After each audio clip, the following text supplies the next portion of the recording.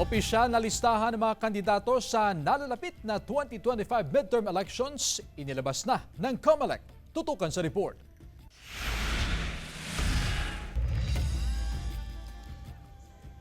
Inilabas na ng Commission on Elections o COMELEC ang opisyal na listahan ng mga kandidato para sa 2025 midterm elections.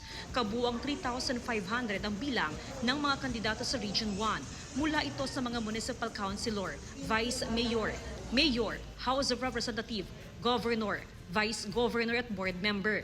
Magbibigay ng sapat na panahon ng COMELEC sa mga kandidato para itama kung may mga mali sa mga pangalan sa encoded na list of candidates. Basically, yung list na yan yung magiging basihan kung may mga questions pa sila, yung mga candidates, or kung may gusto silang ipa-amend sa mga election officers. Nakatakda ring ipaskil sa mga COMELEC offices ang list of candidates para magkaroon ng sapat na panahon ang mga botante na mapag-aralan kung sinong iboboto sa eleksyon.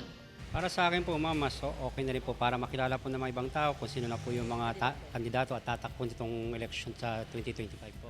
Para po makilala at makilatis po yung mga tumatakbo po. Samantala, sa buwan ng Desyembre ay magkakaroon na ng pagpupulong sa pagitan ng COMELEC, AFP at PNP bilang paghahanda para sa 2025 midterm elections.